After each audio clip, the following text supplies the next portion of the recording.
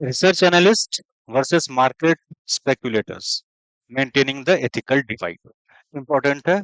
आजकल सब लोग सब कुछ कर रहे हैं, बट अगर अगर आप एक आरए लाइसेंस, आरए सर्टिफिकेशन करने के बाद आपने अगर आरए लाइसेंस ले लिया है और आप लेते हैं आने वाले समय में, तो रेड फ्लैग्स क्या है आरएस के लिए?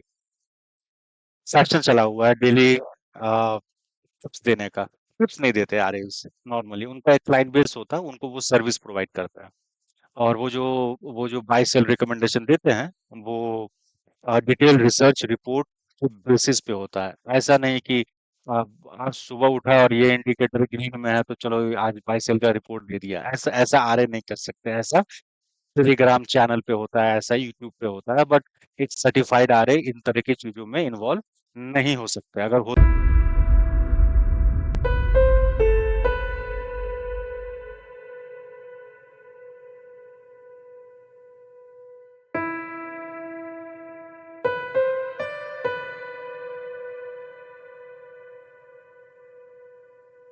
This video is created solely for educational and informational purposes. The content is designed to help learners understand financial concepts, regulations, certification syllabi, such as NISM modules, and related academic frameworks. While every effort has been made to ensure accuracy, no guarantees are made regarding completeness, current applicability, or correctness of the material as per evolving regulatory guidelines. The presenter is not affiliated with NISM, SEBI, or any regulatory body, and the content should not be treated as official or endorsed study material. It is a supplementary aid, meant to support individual exam preparation and general understanding.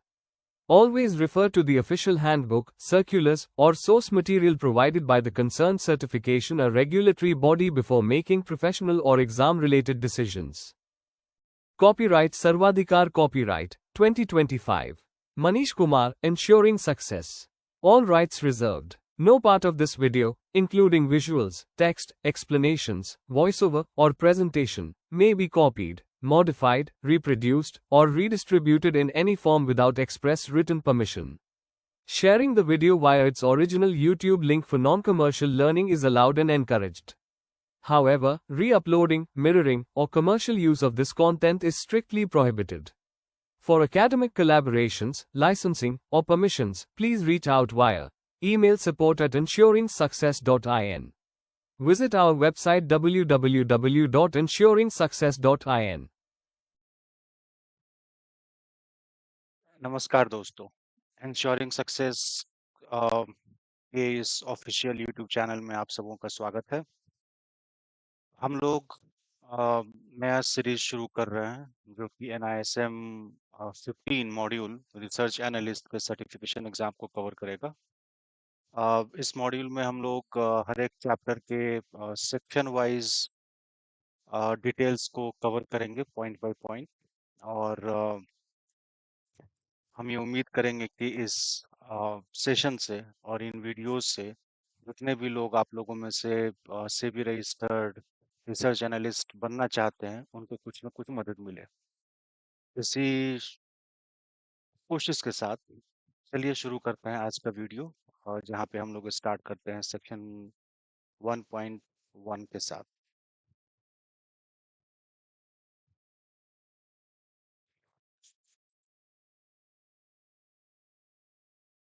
Defining research analyst profession. अब सेबी के definition के हिसाब से research analyst वो लोग होते हैं जो कि सिक्योरिटीज को एनालाइज करते हैं, रिसर्च रिपोर्ट प्रोड्यूस करते हैं, और इन्वेस्टमेंट डिसीजन में इन्फ्लुएंस करते हैं। एज पर SEBI regulation 2014, the core function of research analyst is to objectively evaluate securities और sectors, offering data driven insights without personalised recommendation. So basically SEBI क्या कह रहा है कि रिसर्च एनालिस्ट वो लोग हैं जो कि सिक्योरिटीज में रिसर्च करने के लिए और इन्वेस्टमेंट डिसीजन को इन्फ्लुएंस कर सकते हैं। रिसर्च एनालिस्ट बिना किसी भी पर्सनल पर्सनल रिकमेंडेशन के सिर्फ डेटा के बेसिस पे एनालिसिस करते हैं और उस रिपोर्ट को वो पब्लिश करते हैं। RA does not act as portfolio manager. और investment advisor. Basically investment advisor और पोर्टफोलियो मैनेजर दोनों दो अलग अलग प्रोफेशंस हैं, और रिसर्च एनालिस्ट को आप इन दोनों प्रोफेशंस के साथ कंफ्यूज ना करें। दोनों ही बिल्कुल अलग अलग हैं। बट आरए करता क्या है? तो आरए का काम है कि वो रिसर्च के प्रोसेस के थ्रू और अपने रिसर्च पेपर्स के हेल्प से पोर्टफोलियो मैनेजर और इन्वेस्टमेंट एडवाइजर्स को हेल्प करते हैं, सो दैट ये दोनों अपना काम थोड़ा बेहतर ढंग से कर सकें। अब रिसर्च एनालिस्ट लगभग हर एक सेक्टर में काम करते हैं अपने रिसर्च पेपर्स के लिए, और वो इक्विटी, डेट, या फिर सेक्टर वाइज, या फिर इकोनॉमिक इवेल्युएशन, इंस्टीट्यूशन की इकोनॉमिक इवेल्युएशन, या फिर रिटेल इन्वेस्टर्स, ब्रोकर, एडवाइजर्स, इन सभी ये सभी जितने भी पार्टिसिपेंट हैं, ये सब रिसर्च एनालिस्ट के काम को, उनके रिसर्च पेपर्स को यूज करते हैं अपने इन्वेस्टमेंट डिसीजंस के लिए। अब बात करते हैं desired qualities of research analyst profession. अब रिसर्च एनालिस्ट में काफी चीजें हैं, जिनमें से कुछ चीजों पे हम लोग बात करेंगे। तो as a research analyst main qualities क्या क्या हैं एक रिसर्च एनालिस्ट की? तो पहला है न्यूट्रलिटी।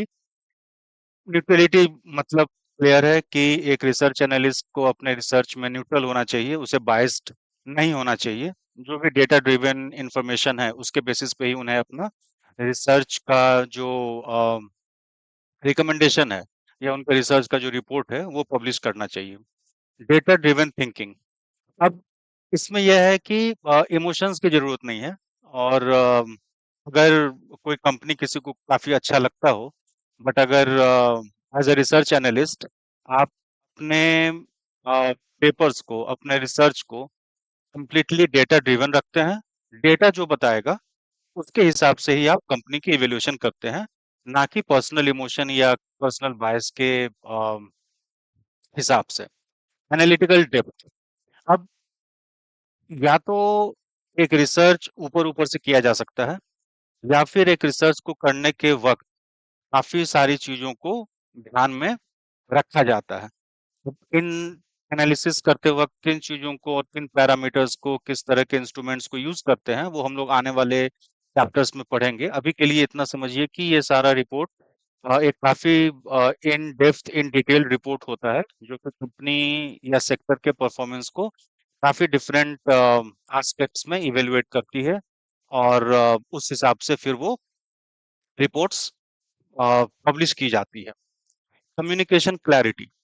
कम्युनिकेशन क्लैरिटी, जैसा कि ये शब्द कह रहा है कि रिपोर्ट में क्लैरिटी होनी चाहिए, कंफ्यूजन का स्कोप नहीं होना चाहिए, और जितनी भी चीजें रिपोर्ट में कही जा रही हैं वो बिल्कुल डेटा ड्रिवन हो और बिल्कुल अनबायस्ड हो।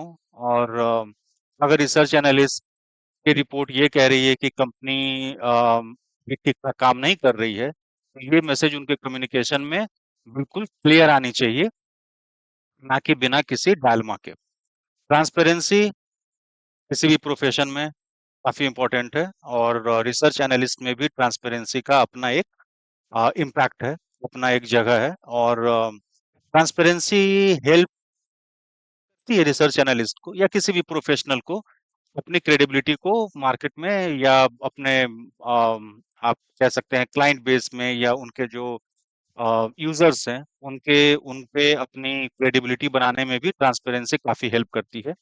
और अगेन ट्रांसपेरेंसी ऑनेस्टी है, राइट? तो अगर हम अपने रिपोर्ट्स में ट्रांसपेरेंट हैं, तो उन रिपोर्ट्स को पढ़ने वाले, उनके बेसिस पे डिसीजन लेने वाले अपने डिसीजंस को बेहतर तरीके से ले सकते हैं। Emotional discipline. अब ये इम्पोर्टेंट है, क्योंकि रिसर्च एनालिस्ट चैट जीपीटी तो है नहीं। रिसर्च एनालिस्ट भी एक इंसान है, और बट वो जब अपना काम कर रहे होते हैं तो उन्हें इमोशनल डिसिप्लिन मेंटेन करना होता है, जहाँ पे उनको ना तो डर होनी चाहिए, ना तो उनके डर होनी चाहिए कि मैंने इस कंपनी के लिए ये रिपोर्ट डाल दिया तो अब ये कंपनी मेरे पीछे पड़ जाएगी, या उनको ये लालच भी नहीं होनी चाहिए कि मैनेजमेंट ने ये सारी बातें मुझे बताई हैं, और मैं अगर मैनेजमेंट इन चीजों को, जो कि काफी हद तक सही नहीं है। उन्हें मैं अगर पब्लिश करता हूँ तो मुझे इसमें कुछ मॉनेटरी बेनिफिट या किसी भी तरह का बेनिफिट मिल सकता है, इस तरह का लालच भी नहीं होना चाहिए। और किसी भी तरह के हाइप को तो बिल्कुल भी सपोर्ट नहीं करना चाहिए कोई भी रिसर्च एनालिस्ट का रिसर्च पेपर। तो ये क्वालिटीज एक रिसर्च एनालिस्ट में होनी चाहिए, डिजायर्ड क्वालिटीज है। और अगर ये सभी हैं तो वो रिसर्च एनालिस्ट अपने क्लाइंट बेस में अपने आसपास में एक अच्छा रेपुटेशन, एक अच्छी क्रेडिबिलिटी बना सकता है। अब रिसर्च रिकमेंडेशन दो अलग अलग चीजें हैं। और ये बस हम इसको इसलिए समझने की कोशिश करेंगे क्योंकि काफी सारे लोग रिसर्च एनालिस्ट और इन्वेस्टमेंट एडवाइजर के रोल के बीच में कंफ्यूज हो जाते हैं। तो आप इसको इस तरह से समझिए कि रिसर्च एनालिस्ट और इन्वेस्टमेंट एडवाइजर दोनों ही के लिए सेबी रजिस्ट्रेशन रिक्वायर्ड है। आउटपुट क्या जनरेट करते हैं ये दोनों रोल्स। तो research analyst research reports publish करते हैं, जिनको कि काफी लोग यूज करेंगे। हम लोग बात करेंगे कि उनके रिसर्च रिपोर्ट्स को किस तरह से अलग अलग जगहों पे यूज किया जाता है।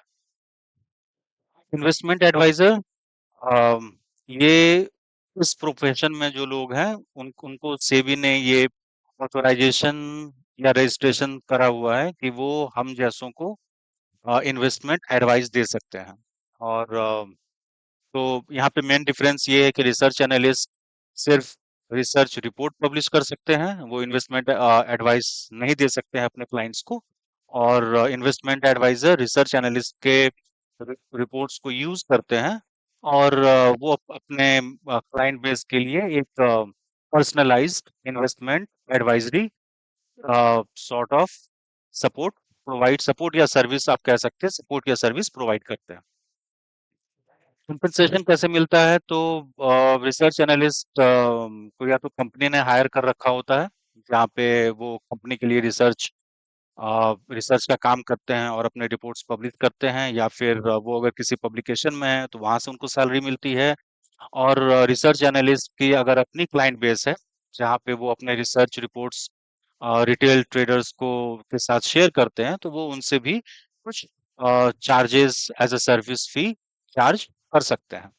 इन्वेस्टमेंट एडवाइजर का कंपनसेशन कंप्लीटली फ्रॉम क्लाइंट्स है, और वो फी बेस्ड चार्जेस अपने क्लाइंट्स को करते हैं।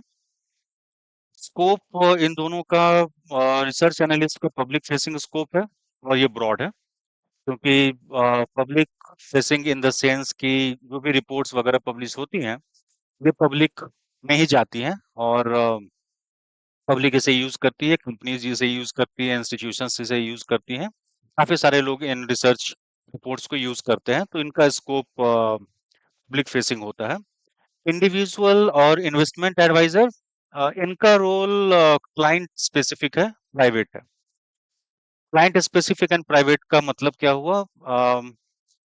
अब जैसे मुझे इन्वेस्टमेंट एडवाइस चाहिए, और तो मैं एक इन्वेस्टमेंट एडवाइजर के पास जाऊंगा, उन्हें बताऊंगा, वो मुझसे काफी सारे सवाल पूछेंगे, है ना, मेरे फाइनेंशियल, मेरे पास एसेट्स क्या हैं, लायबिलिटीज क्या है, मेरी रिक्वायरमेंट क्या है, मैं किस तरह से मैं मेरा एग्जैक्टली मैं चाहता क्या हूँ अपने कैपिटल से आने वाले वक्त में। उस हिसाब से वो मुझे टेलर बेस्ड इन्वेस्टमेंट एडवाइजरी की सर्विस देते हैं। तो इन्वेस्टमेंट एडवाइजर काफी प्राइवेट और क्लाइंट ओरिएंटेड उनका एक्सपोजर होता है, स्कोप होता है। रिसर्च एनालिस्ट का स्कोप काफी वाइड होता है और पब्लिक में होता है, क्योंकि उनके रिपोर्ट्स काफी लोग यूज कर रहे होते हैं। Conduct boundaries, conduct boundaries again simple है। रिसर्च एनालिस्ट अपने क्लाइंट्स को इन्वेस्टमेंट एडवाइजरी नहीं दे सकते हैं, वो सिर्फ अपने रिपोर्ट्स पब्लिश कर सकते हैं या रिपोर्ट्स शेयर कर सकते हैं। और इन्वेस्टमेंट एडवाइजर ये रिसर्च रिपोर्ट पब्लिश नहीं कर सकता। ये एक तरह से रिसर्च रिपोर्ट्स जो कि रिसर्च एनालिस्ट ने बनाया है, ये एक तरह से उनके लिए इनपुट का काम करते हैं। रिसर्च रिपोर्ट्स इन्वेस्टमेंट एडवाइजर्स के लिए इनपुट का काम करते हैं, जिसके बेसिस पे वो अपने क्लाइंट्स को एक बढ़िया इन्वेस्टमेंट एडवाइजरी देने की सर्विस प्रोवाइड करते हैं। तो ये डिफरेंस है एक रिसर्च और रिकमेंडेशन के दो डिफरेंट सेगमेंट्स में। तो रिसर्च कौन करते हैं, रिसर्च करेंगे रिसर्च एनालिस्ट, और रिकमेंडेशन कौन कर सकते हैं, ये इन्वेस्टमेंट एडवाइजर्स कर सकते हैं। इस चीज को ध्यान रखिएगा, क्योंकि एग्जाम्स में ये इस कॉन्सेप्ट की क्लैरिटी काफी जरूरी है।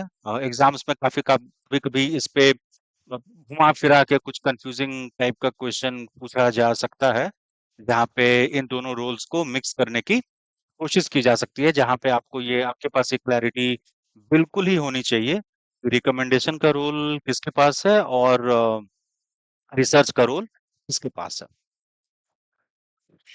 अब आरए के पर्सपेक्टिव से, आरए को क्या है, रेगुलेटरी जो भी कंप्लायंस है सेबी के, उनको पूरी तरह से मीट करना होता है एक आरए को।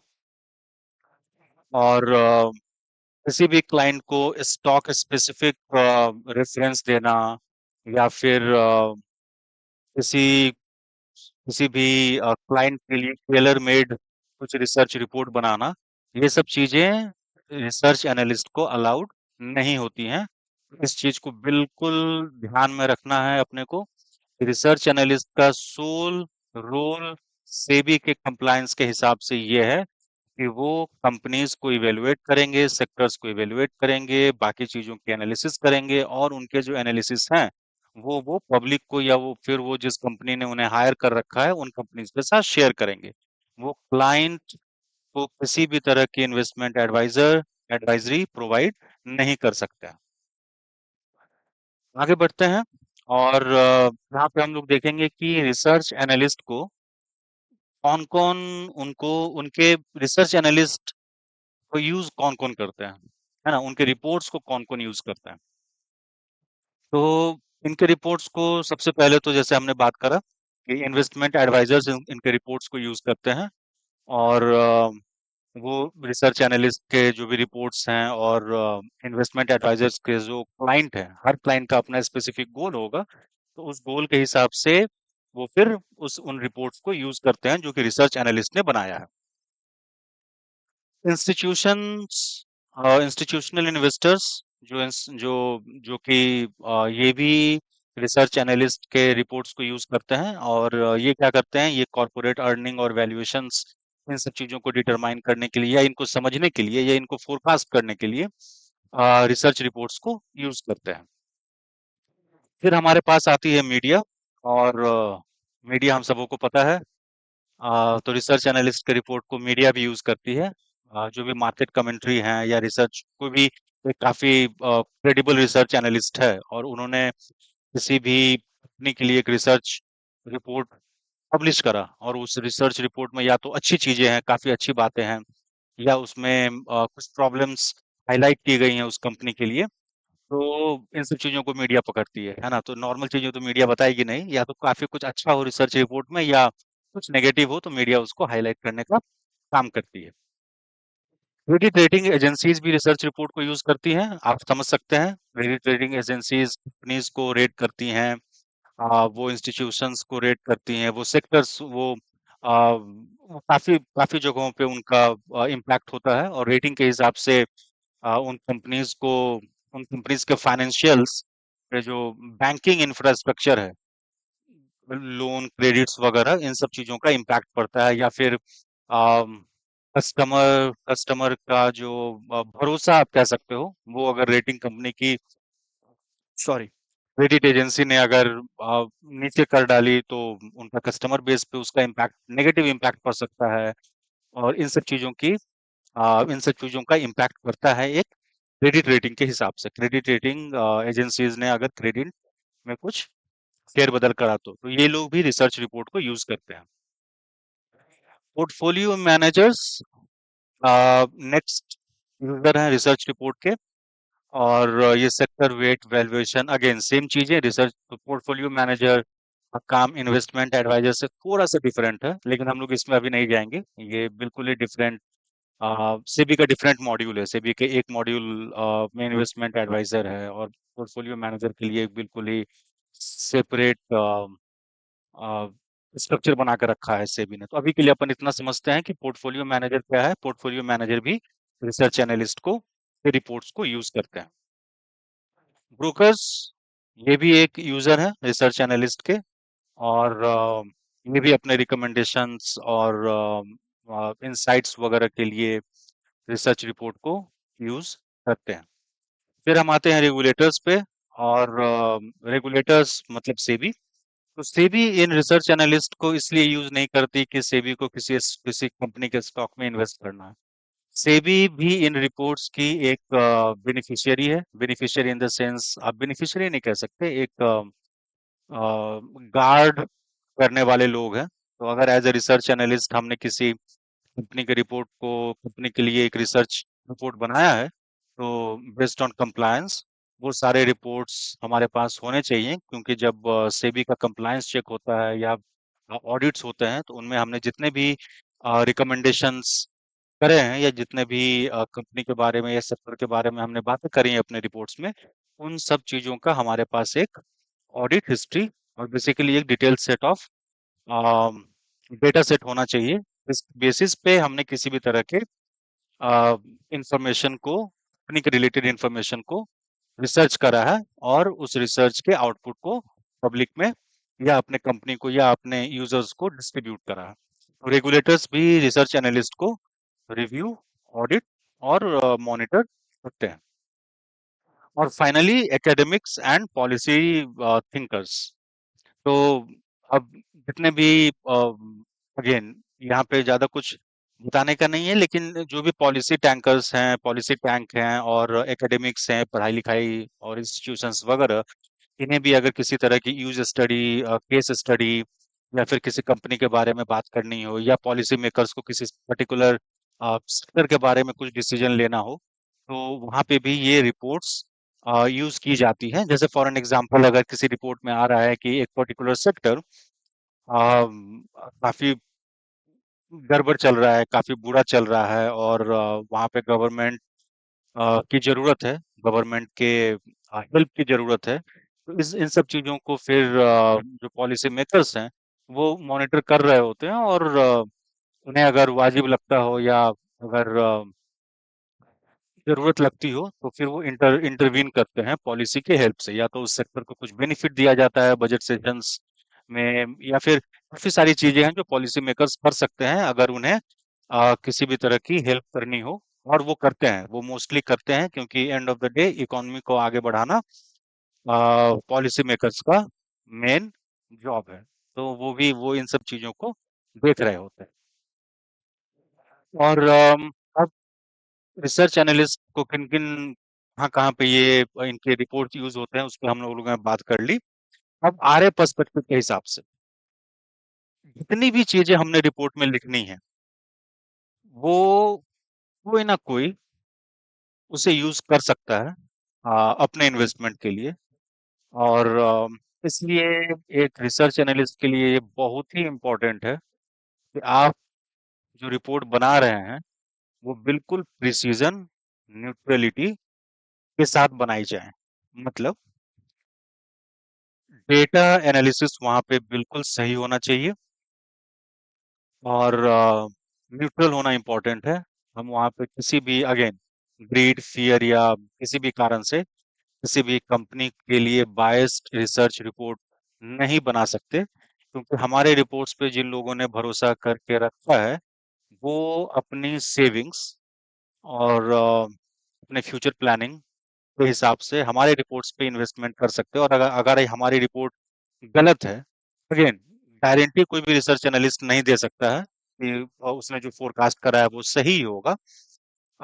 सो रिजल्ट गारंटेड नहीं है, बट इंटेंशन, उस रिपोर्ट को बनाते वक्त जो इंटेंशन है वो इम्पोर्टेंट है। तो इंटेंशन में वो जो हम लोगों ने जो क्वालिटीज बात करी थी कि ऑनेस्टी होनी चाहिए, ट्रांसपेरेंसी होनी चाहिए, और बाकी चीजें, उन सब चीजों को ध्यान में रखकर अगर रिपोर्ट बनाई गई है, तो that is a good report. वो रिपोर्ट किसी का भला कर सकती है। लेकिन अगर रिपोर्ट में किसी तरह का किसी तरह की गड़बड़ी है, तो वो किसी के भी इन्वेस्टमेंट, किसी के भी सेविंग्स को बर्बाद कर सकती है। तो रिसर्च एनालिस्ट, अगेन, आप जो भी लिखते हैं, आप जो भी पब्लिश करते हैं, उनका एक एक वर्ड बहुत इंपॉर्टेंट है। क्योंकि वो किसी न किसी के सेविंग को, किसी न किसी के इन्वेस्टमेंट डिसीजंस को इम्पैक्ट कर सकता है।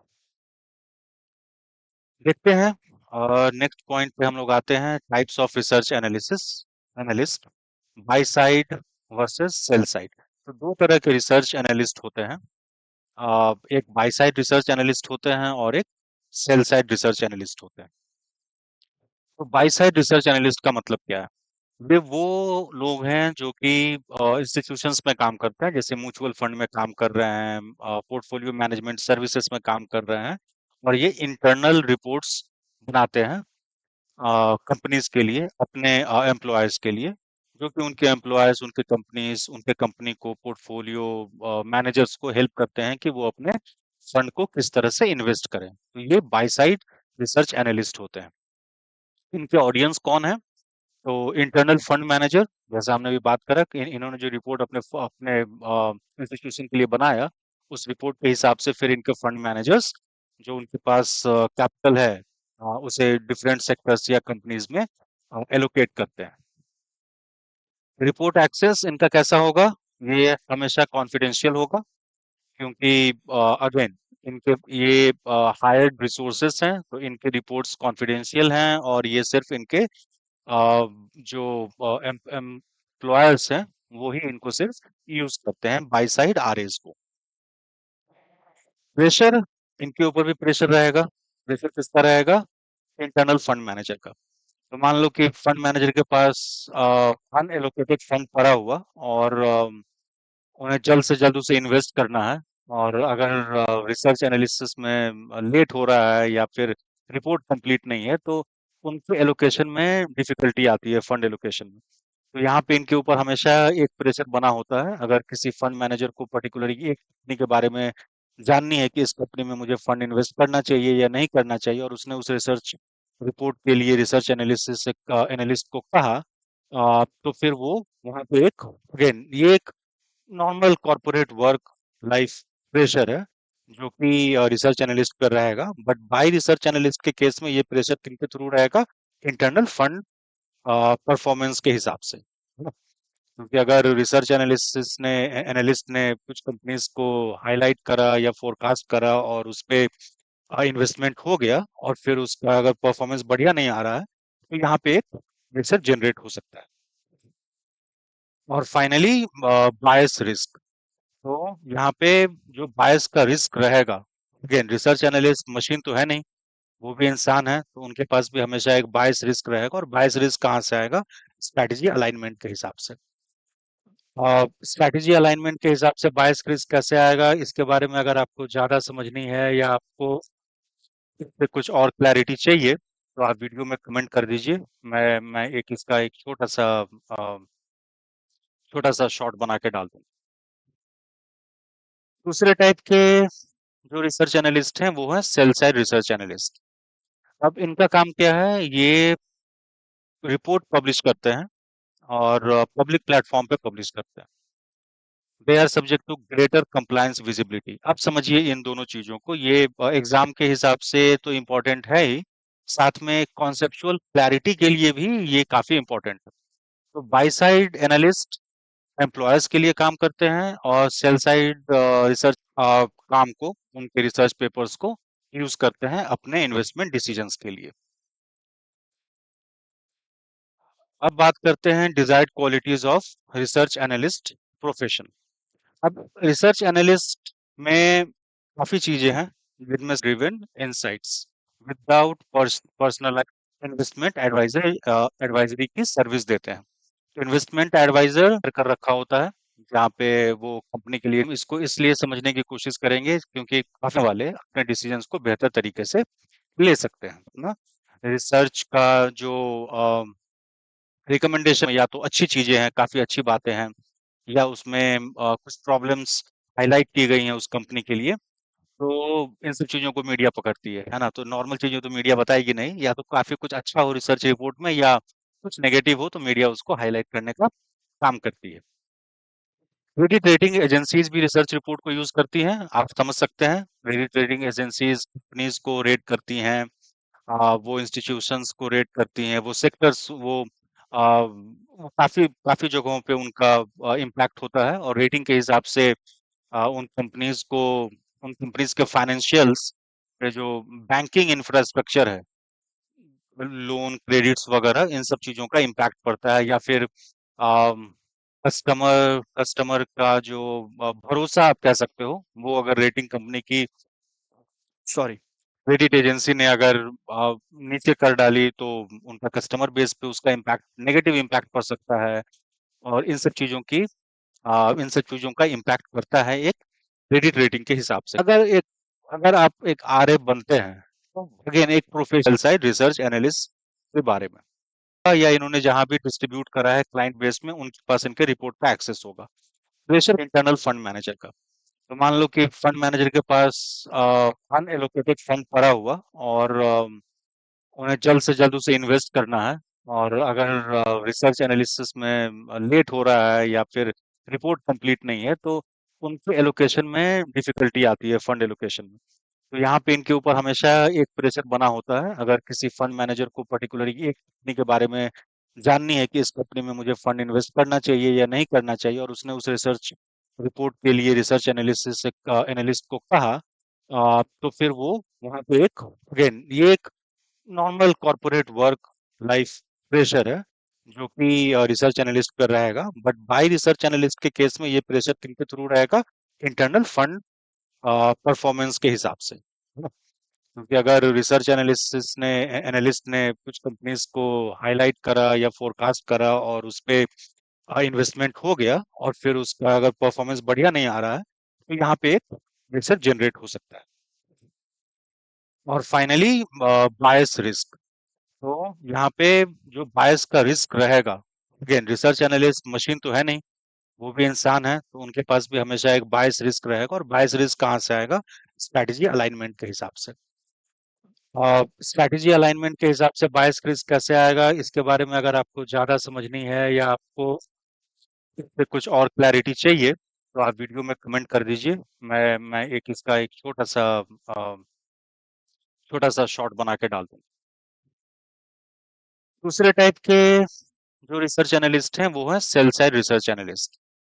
अब इनका काम क्या है? ये रिपोर्ट पब्लिश करते हैं, और पब्लिक प्लेटफॉर्म पे पब्लिश करते हैं।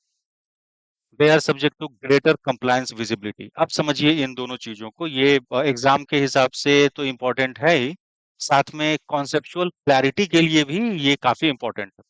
तो बाई साइड एनालिस्ट एम्प्लॉयर्स के लिए काम करते हैं, और सेल साइड रिसर्च एनालिस्ट ये ब्रोकर इन्वेस्टर को अपने रिपोर्ट दे सकते हैं, ये पब्लिक प्लेटफॉर्म पे डाल सकते हैं। और ये जैसे ही कोई भी चीज पब्लिक प्लेटफॉर्म पे आती है, यहाँ पे SEBI regulation and SEBI compliance activate हो जाता है। तो सेल साइड जो रिसर्च एनालिस्ट होते हैं, वो उनकी कंप्लायंस विजिबिलिटी काफी हाई होती है। इनके लिए ऑडियंस कौन कौन से हैं? तो एक्सटर्नल इन्वेस्टर एंड मीडिया इनके रिपोर्ट्स यूज करते हैं। पब्लिक रिपोर्ट एक्सेस किनके पास होगा?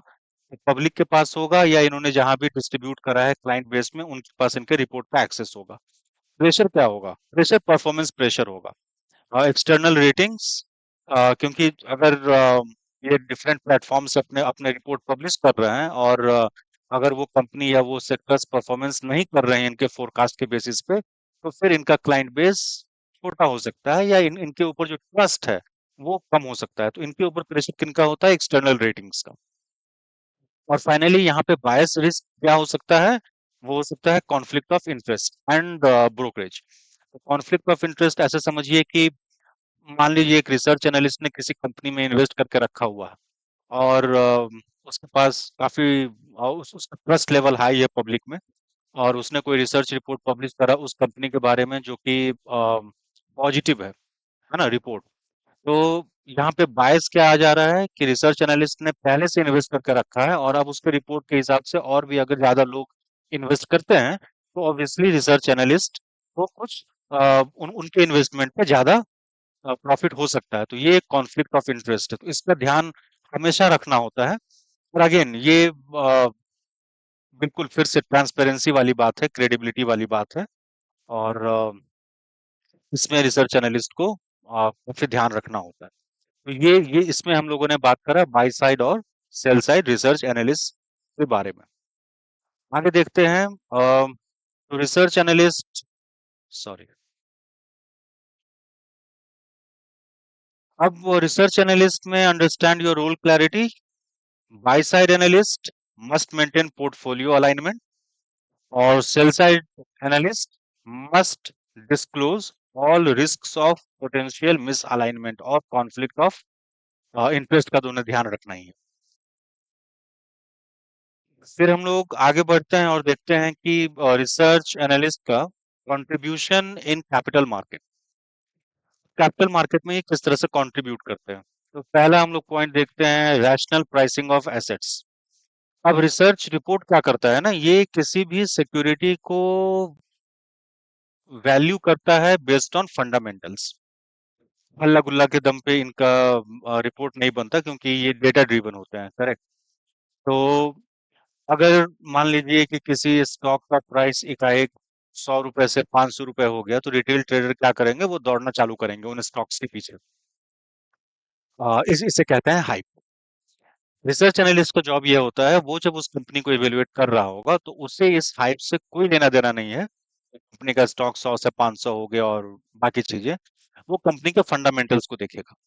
हम लोग आगे आने वाले चैप्टर्स में बात करेंगे फंडामेंटल एनालिसिस एक रिसर्च एनालिस्ट कैसे करता है। वो काफी डिटेल्ड होता है, उसमें काफी सारे एस्पेक्ट्स होते हैं। तो रैशनल प्राइसिंग ऑफ एसेट्स, तो रिसर्च एनालिस्ट 500 का स्टॉक 100 से 500 हो गया, इसमें इंटरेस्टेड नहीं है। वो इंटरेस्टेड इस चीज में होगा, या उसका रिपोर्ट, उसकी जो रिपोर्ट होगी वो इस चीज को समझाने में हेल्प करेगा उनके जो ऑडियंस है, तो इस कंपनी में इन्वेस्टमेंट या इसका फ्यूचर किस तरह का हो सकता है फोरकास्टिंग के बेसिस पे। सेकेंड है early identification of industry trends. तो again, macro sector, macro analysis, sectoral analysis, corporate sectors, इन सब चीजों को जब रिसर्च एनालिस्ट अपने रिपोर्ट में डालता है, तो ये इन्वेस्टर्स को क्लैरिटी दे देता है और हेल्प करता है अगर उन्हें अपने पोर्टफोलियो या अपने इन्वेस्टमेंट को किसी और सेक्टर में शिफ्ट करना है, वन एक कंपनी से पैसे निकाल के दूसरी कंपनी में डालना है। इन तरह की चीजों को भी आइडेंटिफाई करने में रिसर्च एनालिस्ट की रिपोर्ट हेल्प करती है। थर्ड है मिटिगेशन ऑफ हर्ड बिहेवियर, ये हम लोगों ने पहले पॉइंट में भी बात करा। हर्ड बिहेवियर, भेड़ चाल। सब लोग अगर एक ही तरफ दौड़ने लगेंगे, तो रिसर्च एनालिस्ट उस तरफ नहीं दौड़ेगा। रिसर्च एनालिस्ट क्या करेगा, वो उनकी जो कंटेंट होगी वो हर्ड के साथ नहीं चलेगी, वो भीड़ के साथ नहीं चलेगी, वो चलेगी डेटा के साथ, वो चलेगी रीजनिंग के साथ, वो चलेगी कंपनी परफॉर्मेंस के हिसाब से, और वो चलेगी रेगुलेशंस कंप्लायंस जो भी रिसर्च एनालिस्ट के लिए बनाई गई हैं उनके हिसाब से, जो भी कंपनी का इवोल्यूशन होगा वो रिसर्च एनालिस्ट करेंगे। एंड लास्ट है प्रमोशन ऑफ इन्वेस्टमेंट डिसिप्लिन। अब अगेन ये सेल्फ एक्सप्लेनेटरी पॉइंट है। तो जितने भी रेगुलर और मेथोडोलिकल एनालिसिस हैं, ये सब लॉन्ग टर्म फोकस वगैरह को हेल्प करती हैं, और रिस्क अवेयर डिसीजन मेकिंग। तो अगर हम किसी कंपनी में इन्वेस्ट कर रहे हैं और अगर रिसर्च एनालिसिस के रिपोर्ट के हिसाब से हमें पता है कि यहाँ पे रिस्क लेवल हाई है, तो हम वहाँ पे एक कैलकुलेटेड रिस्क ले सकते हैं या अपने पोजीशन साइज को रिड्यूस कर सकते हैं, और काफी सारी चीजें हम यहाँ पे कर सकते हैं। तो रिसर्च एनालिस्ट कंट्रीब्यूशन क्या क्या हुआ कैपिटल मार्केट में, रैशनल प्राइसिंग, एसेट के रैशनल प्राइसिंग में हेल्प करता है वो, early identification of industry trends, mitigation of herd behavior, and finally promotion of investment discipline।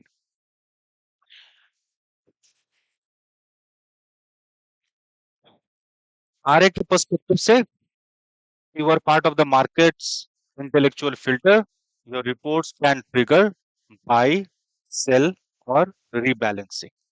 Half baked analysis caused market inefficiency and regulatory scrutiny। तो इसको ध्यान रखिए। अगेन आरए के पर्सपेक्टिव से, आपके जो रिपोर्ट्स हैं वो किसी भी बंदे को, एक इंस्टीट्यूशन को, रिटेल ट्रेडर को, किसी कंपनी को अपने इन्वेस्टमेंट एडवाइस, अपने इन्वेस्टमेंट डिसीजन में इन्फ्लुएंस कर सकते हैं, और आपकी जो रिपोर्ट है ये हमेशा हमेशा सेबी के नजर में होती है in terms of compliance and regulations. तो अगेन एग्जाम के हिसाब से, एग्जाम के पॉइंट ऑफ व्यू से ये क्लैरिटी दिमाग में रखना है अपने को कि आरए का perspective in terms of capital market में उनके कंट्रीब्यूशन में इस तरह से चलता है। अब रोल आरए आईपीओज में भी उनका एक इम्पोर्टेंट रोल है, और सेक्टोरल रिव्यूज में भी काफी इम्पोर्टेंट रोल होता है। हम लोग एक एक करके दोनों ही को देखेंगे कि आईपीओज में रिसर्च एनालिस्ट का क्या रोल है और सेक्टोरल रिव्यूज में रिसर्च एनालिस्ट का क्या रोल है। तो पहले हम लोग देखते हैं कि आईपीओज में इनके रोल्स क्या है। तो आईपीओज में सबसे पहले कंपनी असेसमेंट। तो आरए क्या करेगा?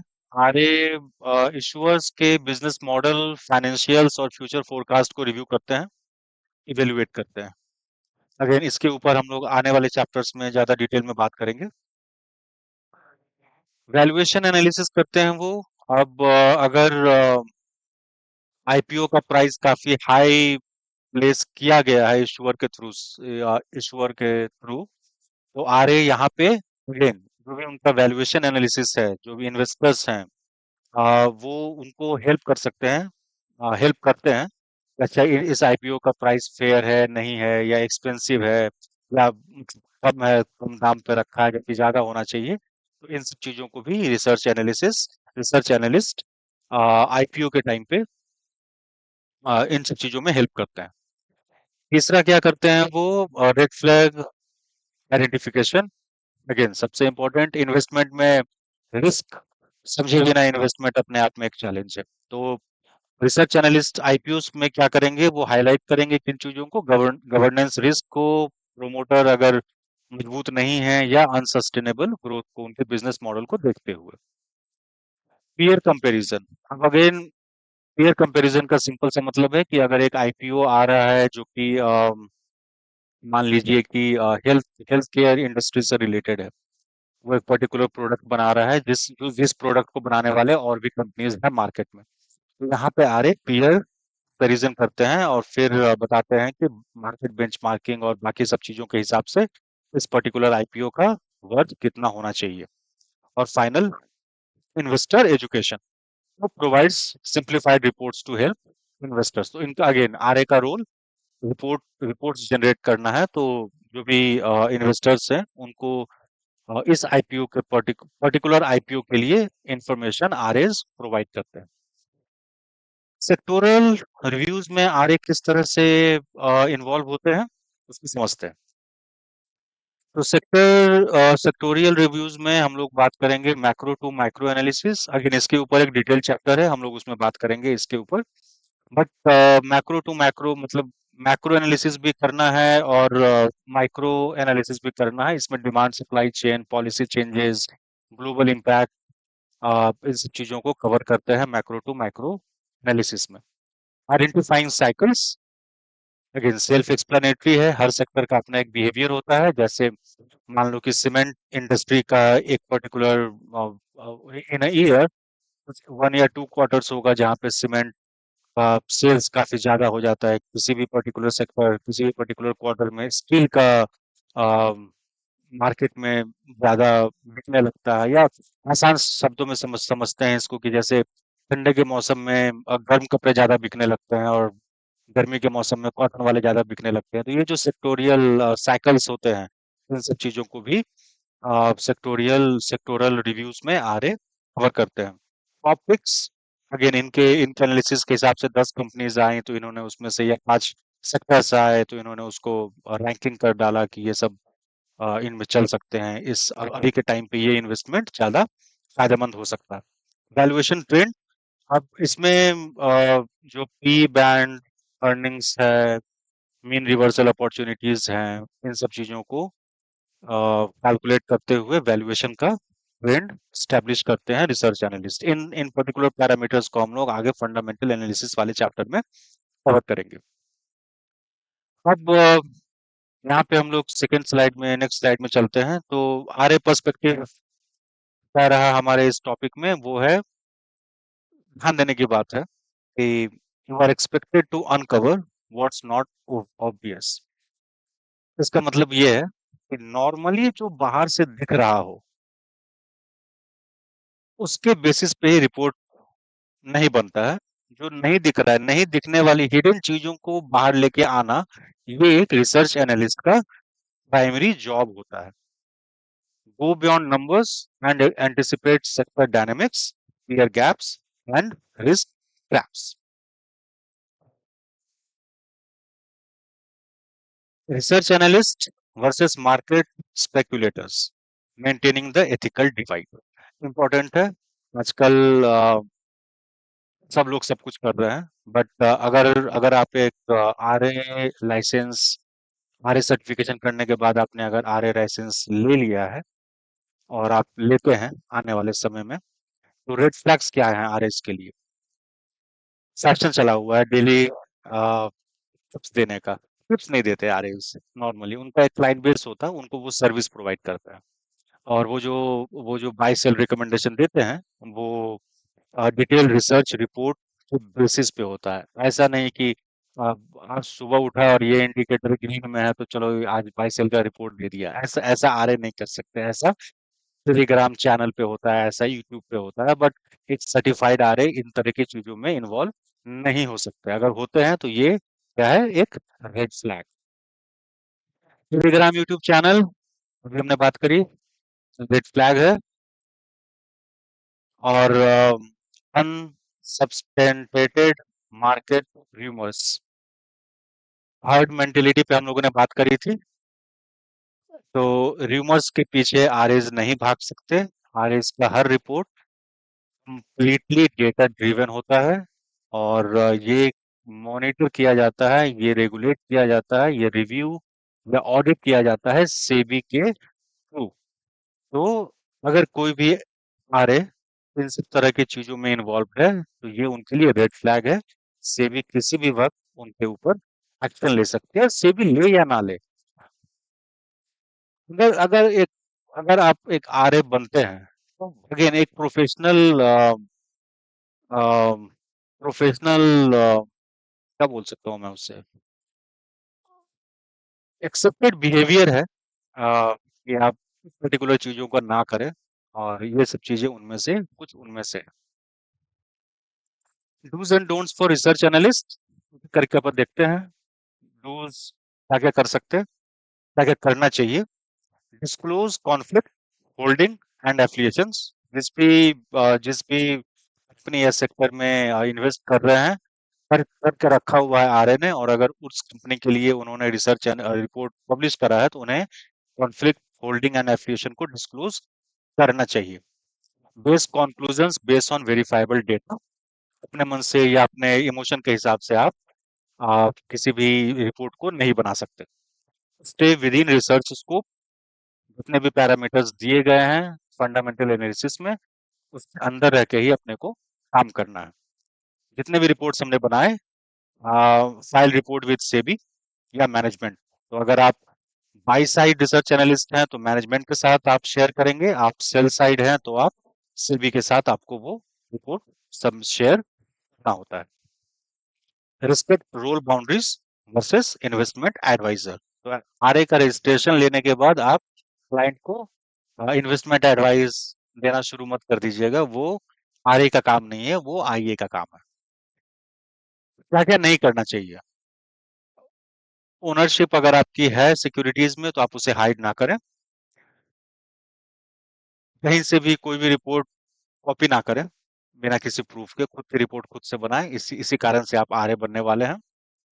पर्सनल एडवाइस आप क्लाइंट को नहीं देंगे, नहीं दे सकते हैं, और नहीं देना चाहिए सेबी के मैंडेट के हिसाब से। घोस्ट रिपोर्ट पब्लिक मीडिया पे नहीं डाल सकते, डेंजरस है। अगर आपको समझना है घोस्ट रिपोर्ट क्या होता है, आप कमेंट सेक्शन में जाके लिख दीजिए। मैं इस पे एक छोटा सा शॉर्ट बना के डाल दूंगा। As a act as a part time trader और टिप्सटर, इस पे कुछ नहीं बोल सकता आप। टिप मत दो। टिप टिप देने से किसी का भला नहीं होता है, आज तक नहीं हुआ। आगे भी टिप देने से किसी का भला नहीं होगा, सिर्फ उसका होगा जो टिप दे रहा है। लेने वालों का कोई भला नहीं होता। आगे बढ़ते हैं तो डूज एंड डोंट्स में क्या है। अम, आपने जितने भी रिपोर्ट्स बनाए हैं, they must reflect professional objectivity not emotional narratives और अनवेरिफाइड क्लेम्स। ध्यान रखिएगा कि रिपोर्ट्स आपके क्रेडिबिलिटी से डायरेक्टली रिलेटेड होते हैं। तो आपने अगर गलत रिपोर्ट, बायस्ड रिपोर्ट पब्लिश करा है तो एक या दो बार तो वो चल जाएगा, उसके बाद आपकी क्रेडिबिलिटी मार्केट से खत्म हो जाती है और फिर आपके रिपोर्ट्स को पढ़ने वाला कोई बचता नहीं है। तो ध्यान रखना है।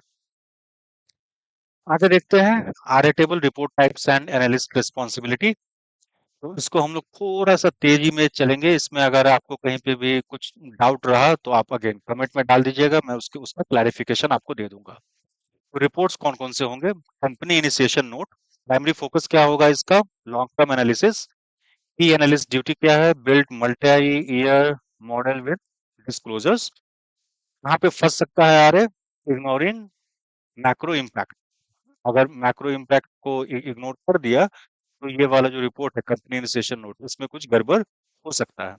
RA perspective always update when material event occurs। Result review. Result review में प्राइमरी फोकस क्या होगा आरए का? Quarterly earning. Key analyst duty क्या होगा? Explain surprise elements. कहाँ पे आरए गलत हो सकता है, वो फंस सकता है? अगर उसने मैनेजमेंट की बात को सीधा कॉपी पेस्ट कर दिया बिना उसको इवेलुएट किए हुए या बिना उसको वेरीफाई किए हुए, तो वो रिजल्ट गलत रिव्यू रिजल्ट का दे सकता है। हमारे पर्सपेक्टिव क्या है? Translate numbers to insight, just numbers, nothing else. Sectoral update, primary focus क्या होगा? Trends, policy, cost dynamic. Key duty क्या होगा? Explain structural trends. कहाँ पे फंस सकता है रिपोर्ट या कहाँ पे गलत हो सकता है रिपोर्ट? Over simplification. एक बहुत बड़ी चीज होती है, उसमें काफी कंपनीज होते हैं, काफी काफी कुछ होता है। अगर उसको ओवर सिंप्लीफाई करने की कोशिश की गई तो सेक्टोरल अपडेट का जो रिपोर्ट है वो एफिशिएंट नहीं बन पाएगा। आरए के पर्सपेक्टिव से present diversity with in sector. Thematic research, theme based, EV पे कर रहे हैं, ईएसजी पे कर रहे हैं, अगर किसी थीम बेस्ड रिसर्च कर रहे हैं। की एनालिसिस क्या होगा? Multi company integration, common fit fall, hype without earning support. Simple है। आरए के पर्सपेक्टिव से स्टे वैल्यूएशन एंकर्ड रहना होगा अपने को। आईपीओ रिव्यू पे हम लोगों ने बात की थी, यहाँ पे प्राइमरी फोकस क्या होगा? डीआरएचपी और peer comparison. P analyst duty क्या होगा? Break down price band logic. यहाँ पे हम फंस सकते हैं, over optimisation due to sentiment. RA का पर्सपेक्टिव क्या है? Highlight risk and with transparency. Budget analysis, government ने जो बजट लाना है हर साल फरवरी में, जहाँ पे स्टॉक का प्राइस इंट्राडे में ऊपर नीचे काफी जोर से होता है। प्राइमरी फोकस यहाँ पे क्या होगा? Government policy impact. एनालिसिस का main duty filter sector and company implications, जो भी बजट में जिस तरह का अनाउंसमेंट किए गए उसके बेसिस पे। कॉमन पिटफॉल कहाँ पे फंस सकते हैं? पॉलिटिकल कमेंट्री में फंस सकते हैं। और आरए के पर्सपेक्टिव से क्या होगा? Maintain financial lens only. ज्यादा बातचीत, ज्यादा बातों पे भरोसा नहीं। जो भी फाइनेंस के हिसाब से, फाइनेंशियल लेंस के हिसाब से, फाइनेंशियल चश्मे के हिसाब से जिस तरह की बातें होनी चाहिए वही सिर्फ उसमें आए। रिपोर्ट टाइप, वैल्यूएशन मॉडल भी बनाते हैं आरए। प्राइमरी फोकस क्या होगा? Price target computation. एनालिस्ट का ड्यूटी क्या है? Justify every assumption. पिटफॉल कहाँ पे फंस सकते हैं? Over fit to target price. और आरए के पर्सपेक्टिव से क्या है? Explain variable clearly. Macro view का रिपोर्ट पब्लिश करते हैं आरए। इसमें क्या होगा? Primary focus focus RBI, inflation, GDP, policy. Analyst का ड्यूटी क्या होगा? Link to asset class performance. Common pitfall, making directional calls. And RA perspective present multi scenario views. Technical outlook, chart based reports primary focus है। Key analyst duty mention time frame logic. Common pitfall, ignore fundamentals. जैसे हमने कहा, सुबह उठा किसी indicator को देखा और हमने रिकमेंडेशन दे दिया, गलत हो सकता है अगर हमने फंडामेंटल्स को इग्नोर कर दिया है तो। RA perspective add disclaimer about nature. Mutual fund का रिव्यू भी करते हैं आरए। स्ट्रेटेजी एनालिसिस होगा प्राइमरी फोकस। एनालिस्ट का ड्यूटी होगा क्या? तो फंड स्टाइल को रिस्क प्रोफाइल के साथ मैच करना। फंड स्टाइल और रिस्क प्रोफाइल दो अलग अलग चीजें हैं। आप इस पे आप ज्यादा समझना चाहें तो आप कमेंट कर दीजिए। कॉमन पिटफॉल क्या है, यहाँ पे कहाँ पे आरए फंस सकते हैं? Basin on past returns only. अब किसी म्यूचुअल फंड ने पास्ट में बढ़िया परफॉर्म किया और आरए उसी को बेस बना के आ, ये कर देगा रिपोर्ट पब्लिश, तो यहाँ पे गड़बड़ हो सकती है। RA perspective include teams, process, mandate and insights. ये सारे रिपोर्ट टाइप्स आप एक बार देख लें। वीडियो को थोड़ा पीछे करके वापस से आप इसको चला के देख लें। इम्पोर्टेंट है। और इस पे कुछ कुछ भी प्रॉब्लम आपको हो तो आप हमें बताइएगा। आगे देखते हैं एग्जाम ट्रैप्स। बहुत इंपॉर्टेंट है, ध्यान से सुनिएगा, दिमाग में रखिएगा। क्या नहीं करना चाहिए? तो आरए इन्वेस्टमेंट एडवाइस नहीं दे सकते। RA must not provide client specific recommendation. RA and IA roles can be combined. ये एक मिसअंडरस्टैंडिंग है, फ्यूजन आपको हो सकती है क्रिएट, इसमें बचिएगा। ये गलत स्टेटमेंट है। सही स्टेटमेंट क्या है? ये दोनों रूल अलग अलग हैं। और अगर किन्हीं को आईए और आरए दोनों का काम करना है तो उन्हें सेबी से दोनों का अलग अलग रजिस्ट्रेशन करवाना पड़ता है। और दोनों ही सर्विसेज के क्लाइंट बेस का अलग अलग रिपोर्टिंग भी करना पड़ता है। Misconception, RA report does don't require registration. ऐसा नहीं है, कोई भी रजिस्ट्रेशन के बिना आरए बन ही नहीं सकता। और अगर एक बंदा रजिस्ट्रेशन के बिना रिपोर्ट पब्लिश कर रहा है तो वो गलत है। Price targets must always be hit. अब आरए ने अगर किसी बाय सेल एंड होल्ड और टारगेट का रिकमेंडेशन दे दिया तो ये ब्रह्मा का लाइन नहीं है प्रभु। गलत हो सकता है क्योंकि आरए से फोरकास्ट करते हैं, तो आरए का दिया हुआ प्राइस रिकमेंडेशन, प्राइस टारगेट हमेशा सही नहीं हो सकता है। Social media based analyst are valid. गलत है। आपको सोशल मीडिया पे बहुत से लोग मिल जाएंगे जो हर सुबह उठ के आज मार्केट में निफ्टी को इतने में खरीद लो, इस कंपनी को इतने में खरीद लो, इतना पे बेच देना, ये सब देने वाले लोग भरे पड़े हैं। आरए इस तरह से काम नहीं करते हैं। All research is public domain, ये हम लोगों ने अभी बात करी। ये गलत है, मिसकंसेप्शन है। सभी रिपोर्ट पब्लिक डोमेन में नहीं होते हैं क्योंकि जो बाई साइड आरएज हैं उनके रिपोर्ट कॉन्फिडेंशियल होते हैं। और जितने भी रिपोर्ट पब्लिक में होंगे वो रेगुलेटरी प्रोटोकॉल्स के हिसाब से बनाए गए होंगे, तो इसको ध्यान रखिएगा। मिसकंसेप्शंस के अराउंड क्वेश्चंस पूछे जाते हैं कंफ्यूज करने के लिए। तो अगर आपको मिसकंसेप्शन पता है और सही बात क्या है वो पता है तो आप उन उन क्वेश्चंस को आसानी से आंसर कर सकते हैं। आरए एग्जाम हमने बात करी। Memorise the boundaries of RA compliance. A single suggestion that appears advisory can result in SEBI violation। ध्यान रखिए। आगे बढ़ते हैं। RA summary table, RA function, इसको आप पॉज करके खुद से एक बार पढ़ लीजिए। और इसमें अगर कुछ आपको प्रॉब्लम हो तो आप हमें बताइएगा।